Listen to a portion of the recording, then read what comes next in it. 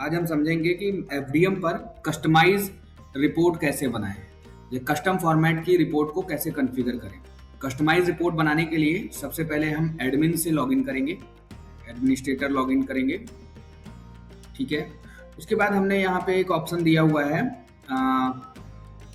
Reporting and analysis का। तो यहाँ पर आप देखेंगे यहाँ पे रिपोर्ट्स है, रिपोर्ट्स में हम यहाँ पर अपना कस्टमाइज रिपोर्टिंग कर सकते हैं। तो इसका जो बेसिक कॉन्सेप्ट है वो इस तरीके से है कि आपको जैसी भी रिपोर्ट बनानी हो, जैसे मैंने एक रिपोर्ट यहाँ पे बना रखी है, लेट्स सी, जैसे हमने एक रिपोर्ट फॉर्मेट बना लिया है यहाँ पे। अब रिपोर्ट फॉर्मेट में देखो हमने क्या किया, हमने अपना लोगो लगा लिया, हमने अपना हेडर सेट कर लिया, फ्रॉम डेट टू डेट, मतलब वट जैसा फॉर्मेट हमें चाहिए हमने लगा लिया। अब जैसे मैं चाहता हूँ कि यहाँ पे ना डेट टाइम आएगा और यहाँ पर मेंस यूपीसीएल का KWH आएगा और इसका यहाँ पे सम होगा, तो सम का फॉर्मूला भी मैंने यहाँ पे लगा लिया, ठीक है। और ऐसी अगर मेरे पास मल्टीपल सीट्स हैं तो वैसे मैं मल्टीपल सीट्स बना सकता हूँ। मान लीजिए यहाँ पे मुझे कॉस्ट दिखानी है तो मैंने कॉस्ट बिल लगा के और कॉस्ट का फॉर्मूला लगा दिया कि भाई यहाँ पे मेरा टोटल आएगा और इसमें मेरा कॉस्ट का मल्टीप्लीकेशन होकर कॉस्ट का आ जाएगा। तो मैंने फॉर्मेट में अपने पास उस चीज को सेट कर लिया, जैसा मुझे रिपोर्ट चाहिए था वैसा मैंने फॉर्मेट सेट कर लिया, ठीक है। अब इसको, इस रिपोर्ट का नाम हमने रिपोर्ट फॉर्मेट रखा और ये हमने कहीं पे सेव रखा हुआ है, ठीक है। अब हम इस रिपोर्ट का यूज करेंगे अपनी कस्टमाइज रिपोर्ट बनाने के लिए। तो उसके लिए हम जाएंगे यहाँ पर देखेंगे रिपोर्ट्स के अंदर जाएंगे, यहाँ पे सपोज हमने क्रिएट रिपोर्ट करते हैं और इसका नाम रख देते हैं कस्टम रिपोर्ट। नाम हम कुछ भी रख सकते हैं। रिपोर्ट का स्टार्ट टाइम और स्टॉप टाइम, तो ये एक्चुअली जो डिफॉल्ट हमारा जो पेज आएगा जिस पर जब हम डिफॉल्ट अपने पेजेस को देखते हैं, जैसे कोई 7 से 7 रिपोर्ट देखता है, कोई शिफ्ट वाइज 8 to 8 देखेगा, कोई डेली वाइज देखता है, तो आप ये स्टार्ट टाइम का मतलब है जो डिफॉल्ट रिपोर्ट हमारे सामने लोड होके आएगी उसका क्या स्टार्ट रहेगा या स्टॉप रहेगा वो ये है, और उसके बाद डिफॉल्ट इंटरवल, ठीक है। तो ये हमने ले लिया और उसके बाद हम अपना फॉर्मेट जो हम लोगों ने अपना बनाया है उसको हम यहाँ पे कर देंगे अपलोड।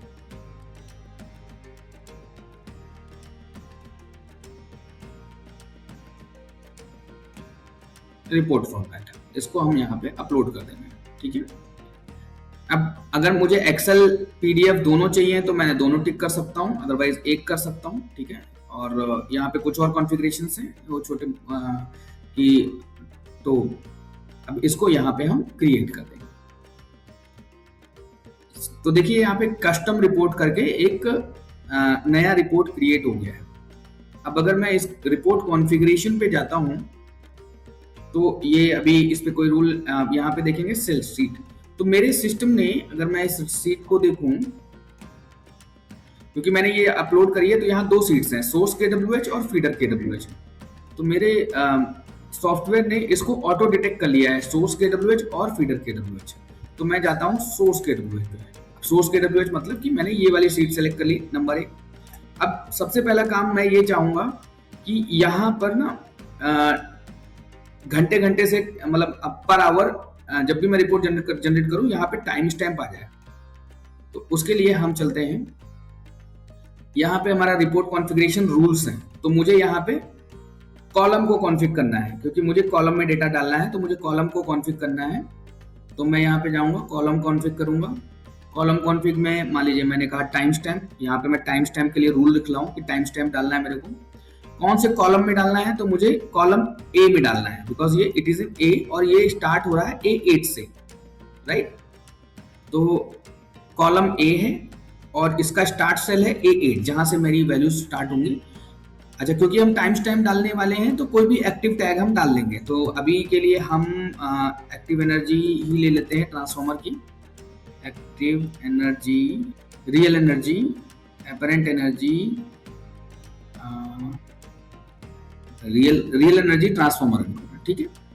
अभी ट्रांसफॉर्मर इनकमर का मैंने रियल एनर्जी बिल डाला, ले लिया। अब यहाँ पर क्योंकि हम टाइम स्टैम्प देने वाले हैं तो इस रूल्स का कुछ राय नहीं आता, कोई भी एक सेलेक्ट कर लेंगे, बट रूल्स का कोई यहाँ पे वैल्यू नहीं, बिकॉज हम टाइम स्टैम्प लेने वाले हैं। और ये जरूरी है कि हम जो है टाइम स्पैन, कितने दिन का डेटा देखने वाले हैं। तो बाय डिफॉल्ट जो देखेंगे हम टुडे का डेटा देखेंगे, मान लीजिए डे का देखना चाह रहे हैं तो हम टुडे देखेंगे। और यहाँ पर इंटरवल में हम सिलेक्ट करेंगे आवर, बिकॉज हम चाह रहे हैं कि हमारा घंटा आवर में आए, ठीक है। And then add rule. अब ऐड रूल किया तो मेरा ये रूल ऐड हो गया। अब मुझे ये टेस्ट करना पड़ेगा।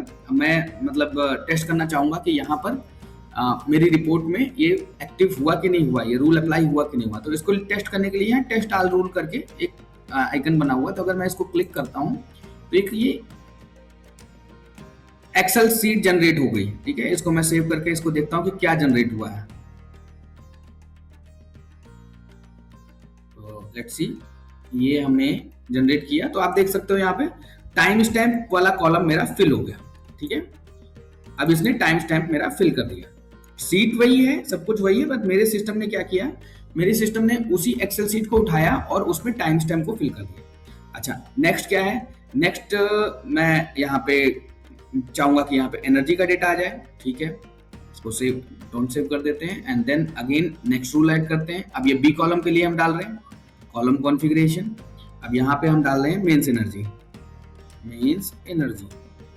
ठीक है, कॉलम बी में जाएगा और ये भी B8 से स्टार्ट होगा और इसमें हमारा रियल एनर्जी आएगा, रियल एनर्जी ट्रांसफॉर्मर इनकम। ठीक है, और यहाँ पर ये मेन फंक्शन है, बिकॉज हमारा ये क्यूमुलेटिव वैल्यू होगा तो हमें डिफरेंस चाहिए होगा कि किस घंटे हमने कितना कंजम्पशन करा।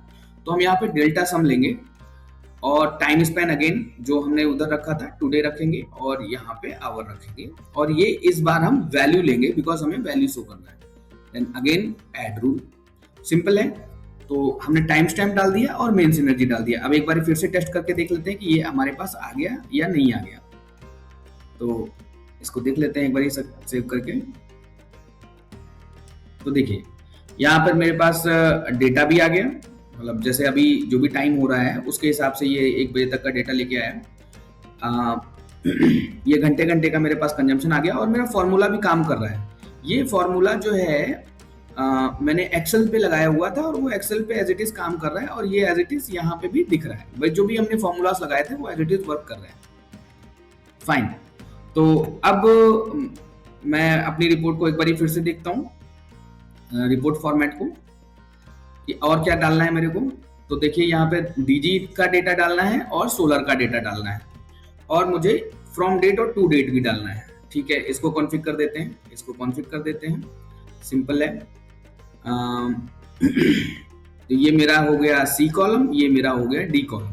तो इन दोनों के लिए मैं अपना रिपोर्ट कॉन्फ़िग कर देता हूँ। तो अगेन यहाँ पे फिर से मैं जाऊँगा, कॉलम कॉन्फ़िग करूँगा। ये मेरा सबसे पहले DG data, DG energy, rule name हो गया। कॉलम डी में मेरे को डेटा डालना है, D8 से स्टार्ट करना है और DG energy, energy let's see DG energy,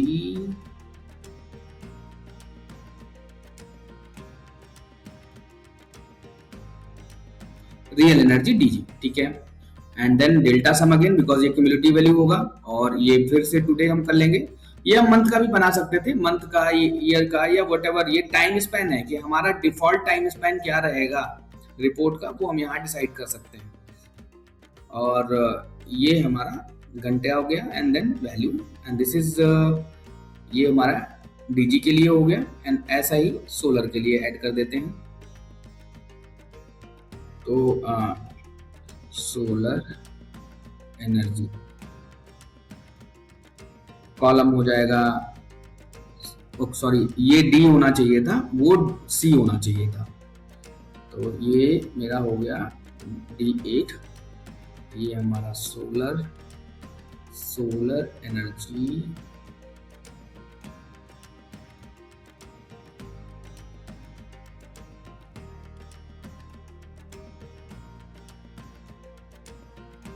real energy solar, rule delta some.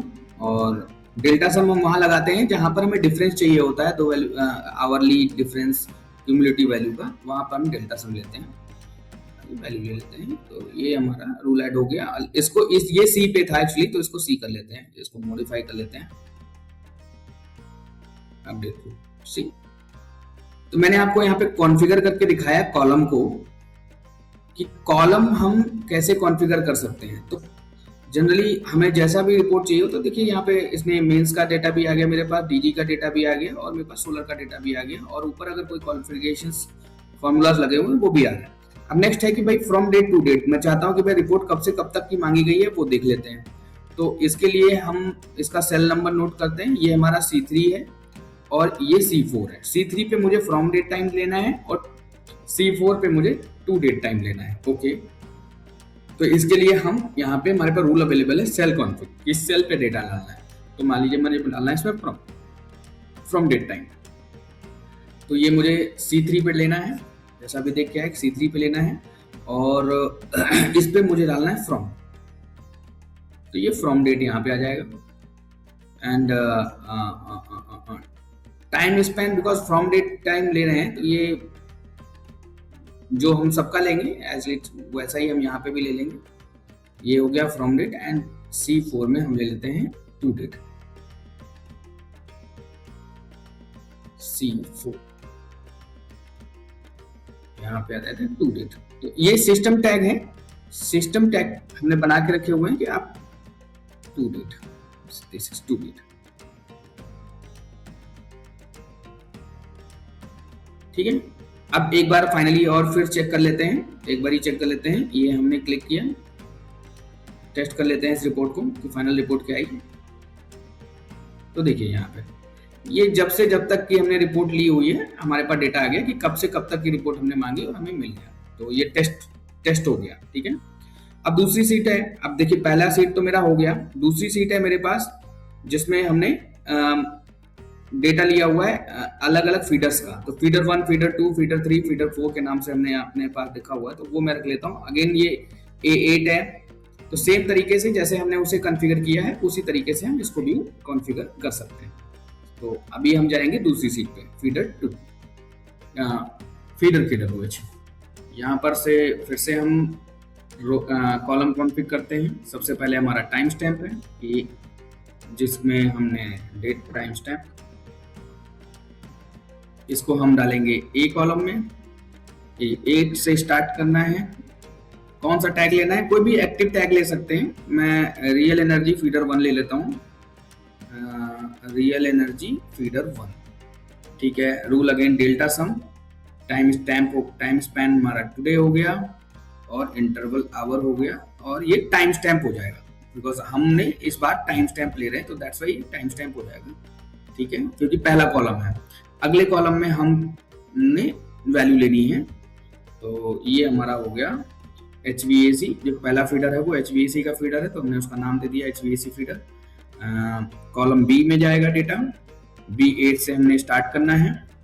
Tag हम ले लेते हैं real energy feeder 1, real energy feeder 1। Rule delta sum because cumulative value है, और ये time spend today and hour. बहुत ही simple है, आसानी से किया जा सकता है ये। तो अब अगर मैं ये दिखाऊं फिर से टेस्ट करके, तो मेरी दूसरी सीट पे भी डेटा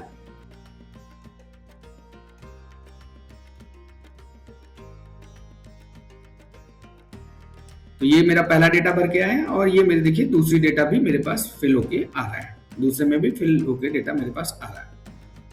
अब मान लेते हैं जैसी सिस्टम जो है वो ऐसे ही काम कर रहा है कि आपको जैसी रिपोर्ट चाहिए, सिस्टम जो है आप वहां पे रूल्स बना दीजिए। मेरा सिस्टम क्या करेगा, रो पे, सेल पे या फिर कॉलम पे वैल्यूज को फिल कर देगा, और जो एक्सेल की प्रॉपर्टीज थी, जो एक्सेल के फॉर्मूलाज थे, वो उस पर काम करेंगे।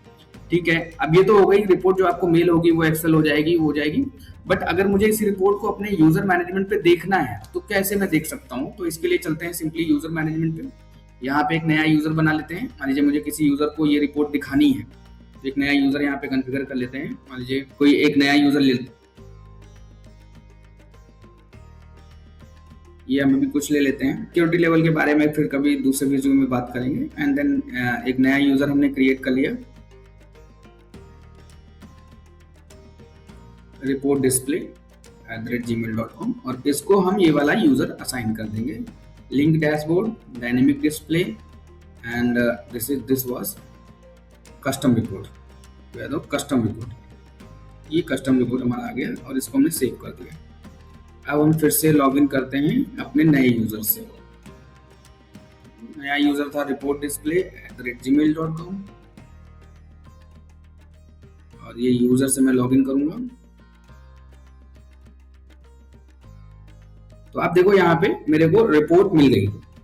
ठीक है, रिपोर्ट मुझे मिल गई। अगर मुझे कुछ कम ज़्यादा करना है, सपोज मुझे इसका एनालिसिस करना है, तो मैं इसको 15 मिनट्स पे ले सकता हूँ। सी, ये 15 मिनट्स पे आ गया। मेरे पास फीडर 1 है, मेरे पास फीडर 2 है। तो वट एवर मैंने जो भी रिपोर्ट कॉन्फ़िगर करा होगा या जो भी फॉर्मूलाज लगाए होंगे, उसके हिसाब से मेरा ये रिपोर्ट बन के तैयार हो जाए। इस रिपोर्ट को मैं ऑटोमेटिक एक्सेल, मतलब यहाँ से मैं पीडीएफ में या एक्सेल में डाउनलोड भी कर सकता हूँ। तो मैं एक बार एक्सेल डाउनलोड करके दिखाता हूँ। इस तरीके से मेरे पास एक्सेल डाउनलोड हो जाएगी और उसको मैं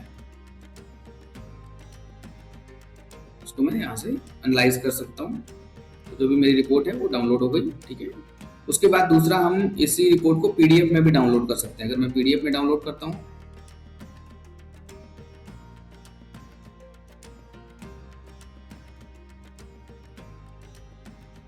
तो जितनी भी लंबी रिपोर्ट होगी वो हमारे पास पीडीएफ में अवेलेबल हो गई। तो जैसी भी रिपोर्ट चाहिए वैसी रिपोर्ट हम यहाँ पे कॉन्फ़िगर करके क्रिएट कर सकते हैं।